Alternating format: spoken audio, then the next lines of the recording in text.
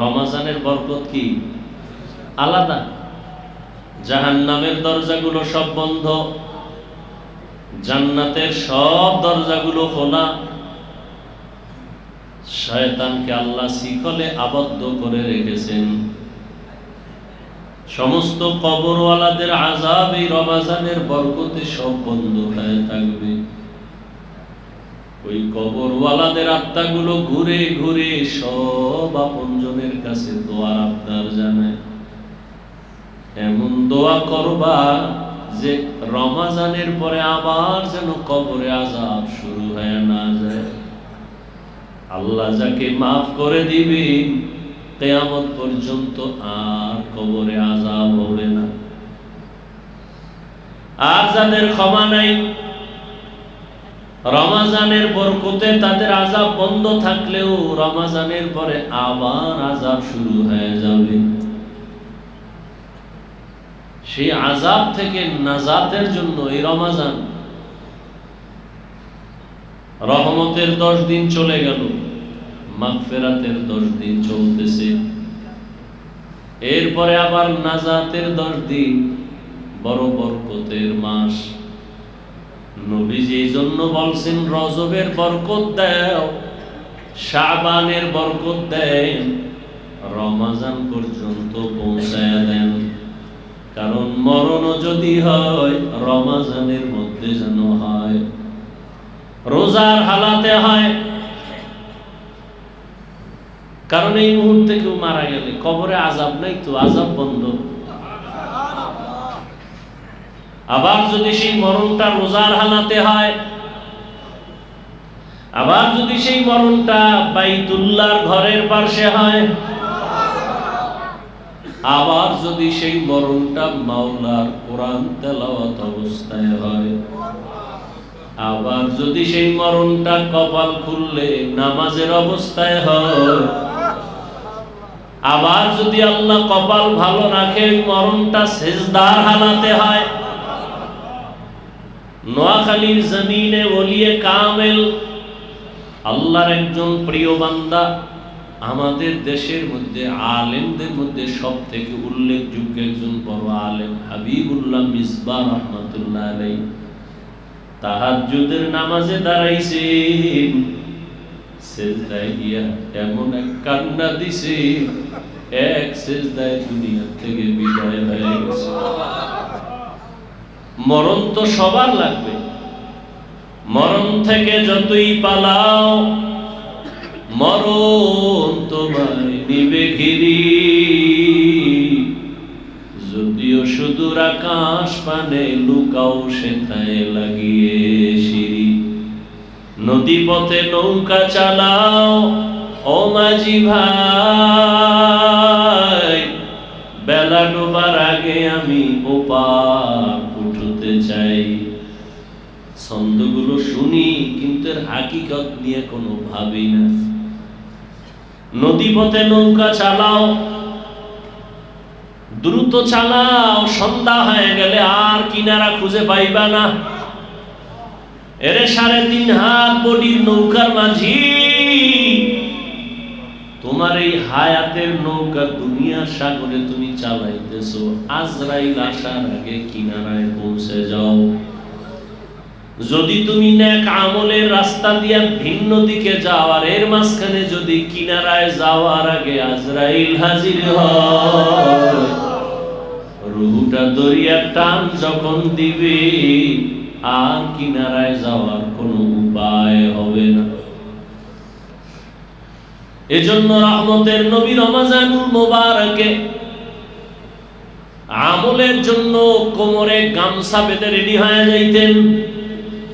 ভুলবো না ভুলা যায় নাকি মাহে রমজানের স্মৃতি, ভুলবো না ভুলা যায় নাকি মাহে রমজানের স্মৃতি।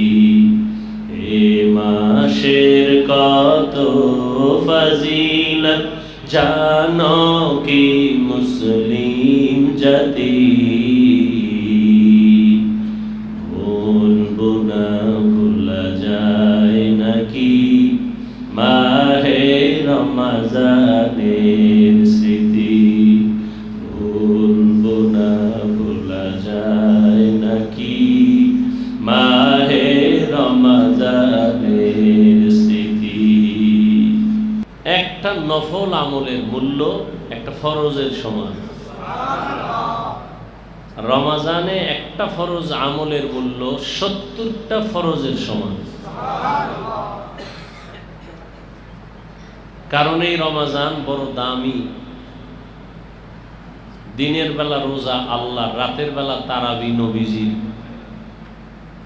আর তেলাওয়াত আল্লাহর জন্য। এটা দোনোটা রসুলেরও স্মরণ। কারণ মুফাসসিরিনে কেরাম বলেন আল্লাহ কোরআন দুইটা দিছেন, একটা প্র্যাকটিক্যাল কোরআন আর একটা হলো থিওরিক্যাল কোরআন। প্র্যাকটিক্যাল কোরআন রসুল নিজে,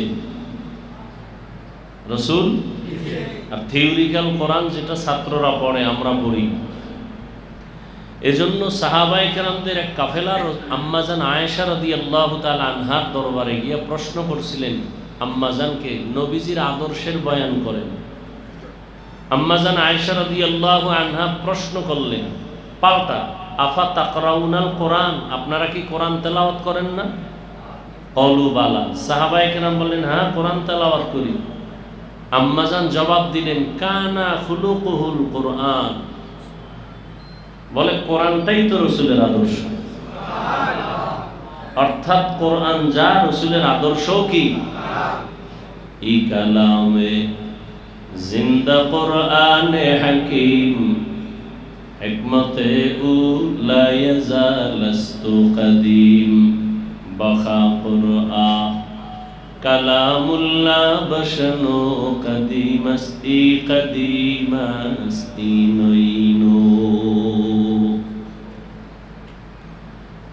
বরকতের মাস, আবার সব মাসই আল্লাহর বরকতের, কোনোটা বরকত ছাড়া না। রমজানের বরকত কি আলাদা। জাহান্নামের দরজাগুলো সব বন্ধ, জান্নাতের সব দরজাগুলো খোলা। শয়তানকে আল্লাহ শিকলে আবদ্ধ করে রেখেছেন। সমস্ত কবরওয়ালাদের আযাব এই রমজানের বরকতে সব বন্ধ হয়ে থাকবে। ওই কবরওয়ালাদের আত্মাগুলো ঘুরে ঘুরে সব আপনজনের কাছে দোয়ার আবদার জানায়। এমন দোয়া করবা যে রমজানের পরে আবার যেন কবরে আযাব শুরু হয়ে না যায়। আল্লাহ যাকে মাফ করে দিবেন কিয়ামত পর্যন্ত আর কবরে আযাব হবে না। আর যাদের ক্ষমা নাই, রমজানের বরকতে তাদের আযাব বন্ধ থাকলেও রমজানের পরে আবার আযাব শুরু হয়ে যাবে। সেই আযাব থেকে নাজাতের জন্য এই রমজান, রহমতের 10 দিন চলে গেল, মাগফিরাতের 10 দিন চলতেছে, এরপরে আবার নাজাতের 10 দিন, বড় বরকতের মাস। নবীজি এই জন্য বলছেন রজবের বরকত দাও, শাবানের বরকত দেন, রমজান পর্যন্ত পৌঁছায় দেন। কারণ মরণ যদি হয় রমজানের মধ্যে যেন হয়, রোজার হালাতে হয়। কারণ এই মুহূর্তে কেউ মারা গেলে কবরে আযাব নাই তো, আযাব বন্ধ। আবার যদি সেই মরণটা রোজার হালাতে হয়, আবার যদি সেই মরণটা বাইতুল্লাহর ঘরের পাশে হয়, আবার যদি সেই মরণটা মাওলার কোরআন তেলাওয়াত অবস্থায় হয়, আবার যদি সেই মরণটা কপাল খুললে নামাজের অবস্থায় হয়, আবার যদি আল্লাহ কপাল ভালো রাখে মরণটা সিজদার হালাতে হয়।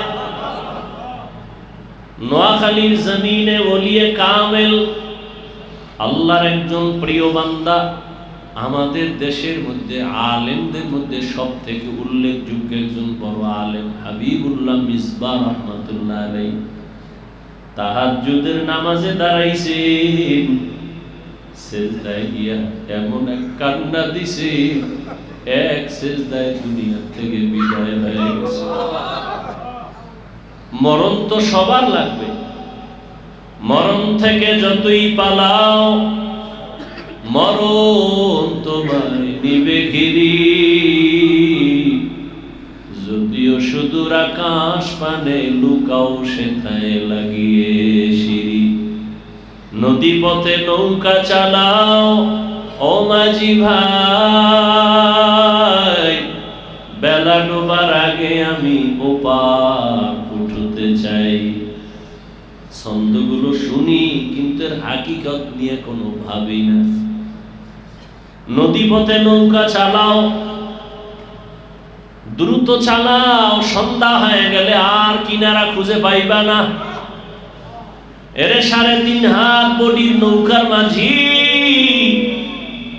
তোমার এই হায়াতের নৌকা দুনিয়ার সাগরে তুমি চালাইতেছো, আজরাইল আসার আগে কিনারায় পৌঁছে যাও।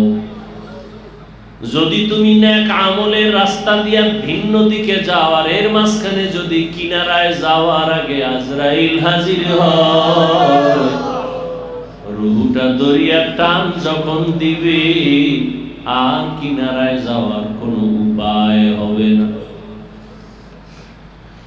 এজন্য রহমতের নবী রমজানুল মুবারকে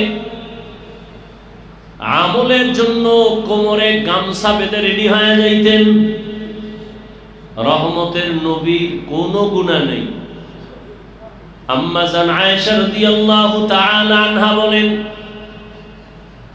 সাহাবায়ে কেরাম জিজ্ঞাসা করলেন, ইয়া রাসূলুল্লাহ,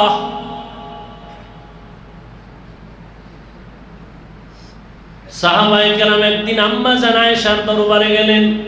আম্মা জান আয়েশাকে তো আল্লাহ এত ইলম দান করেছেন, রহমতের নবীর নজরে মাত্র 9 বছর আম্মা জান নবীজির সোহবত পাইলেন। 9 বছর নবীজি এমন দোয়া করছেন, আম্মা জানকে আল্লাহ এই পরিমাণ ইলম দান করেছেন। আম্মা জান আয়েশা রাদিয়াল্লাহু আনহা বলে, নবীজির এই 9 বছরের দোয়া যে আমি পাইছি, 2000-এর উপরে হাদিসের হাফেজা হয়ে গেছি। এমনকি আল্লাহ আমারে কোরআনের ইলম দান করেছেন। ইলম তো আল্লাহ দেন। আনা কাসেম ওয়াল্লাহু ইউতি, নবী বলেন আমি কিছু দেই না, আল্লাহ আমাকে দেন আর আমি বন্টন করি। দেনেওয়ালাকে আল্লাহ, দেনেওয়ালাকে আল্লাহ। ইয়া ইলাহি মুঝসে মুঝকো दूर कर, ताके देखो मुझ में तुझको एक नजर। या इलाही तू मेरा माबूद है, या इलाही तू मेरा माशूक है। আম্মা জান আয়েশা রাদিয়াল্লাহু আনহা কে আল্লাহর নবীর দোয়া এমন ভাবে কবুল হয়ে গেছে, কোরআনের বড় তাফসীর করনেওয়ালা হয়ে গেলেন। বড় বড় বড় বড় সাহাবায়ে কেরাম কঠিন কোন মাসআলায় আটকায় গেলে সমাধানের জন্য আম্মা জানের কাছে যাইতেন। নবী যখন দুনিয়া থেকে চলে গেলেন, আম্মা জানের বয়স তখন 18 বছর। কি নাম? আয়েশা রাদিয়াল্লাহু আনহা না আনহু? পুরুষের বেলায় আনহু, আর নারী সাহাবিয়া যারা তাদের বেলায় কি হবে? আনহা। আম্মা জান আয়েশা রাদিয়াল্লাহু আনহার কাছে সাহাবায়ে কেরাম কঠিন সমস্যায় পড়লে সমাধানের জন্য যাইতেন।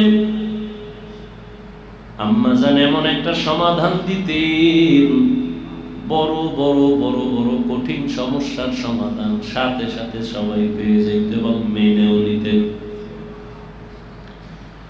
রমজানুল মুবারকে রহমতের নবী এত পরিমাণ আমল করতেন, সাহাবায়ে কেরাম একদিন জিজ্ঞাসা করলেন আম্মা জানকে, নবীজি আশ্চর্য ধরনের কোনো আমল বা কোনো ঘটনা আছে কিনা? রহমতের নবী জীবনের কোনো আশ্চর্য ধরনের ঘটনা? আম্মা জান আয়েশা রাদিয়াল্লাহু আনহা বললেন, সাহাবায়ে কেরাম, নবীজির এমন কি কথা বা কাজ আছে যেটা কোনো আশ্চর্য না, সবই তো আশ্চর্য ধরনের। রহমতের নবীর প্রত্যেকটা কাজ, নবী বাথরুমে গেছেন, সাহাবী দূরে দাঁড়ানো, নবীজি বাথরুম থেকে বের হইয়া মাটি দিয়ে তায়াম্মুম করতেছেন। সাহাবী বললেন, ইয়া রাসূলুল্লাহ, ওই যে পানি দেখা যায়, তায়াম্মুম করলেন কেন? নবীজি বললেন, সাহাবী, পানি পর্যন্ত যাওয়ার গ্যারান্টি আসেনি। চিন্তা করেন, যে নবীর কোনো গুনাহ নাই, সেই নবী চিন্তা করেন, সাহাবী, পানি পর্যন্ত যাওয়ার গ্যারান্টি আসেনি। আমি আগে তায়াম্মুম করে নিলাম, পানি পর্যন্ত যাব, ওখানে গিয়ে আবার ওযু বানাবো। রহমতের নবী এতটা আল্লাহ ভীতি, এজন্য সব মুফাসসিরিনে কেরাম, মুহাদ্দিসিনে কেরাম বলেন, পৃথিবীর শ্রেষ্ঠ ইবাদত করনেওয়ালা আমার নবী। কত কষ্ট করেছিলেন ইয়াতীম নবী এ রমাজানে, ইবাদতে রাত কাটিয়ে দিতেন, কি হবে উম্মত বিনে। কত কষ্ট করেছিলেন ইয়াতীম নবী এ রমাজানে, ইবাদতে রাত কাটিয়ে দিতেন, কি হবে উম্মত বিনে। আমরা তো সেই নবীর উম্মত, কেমনে দাও তার সিনাতে আঘাত। মরণের ভয় নাই কি তোমার, কি হবে যে শেষের গতি।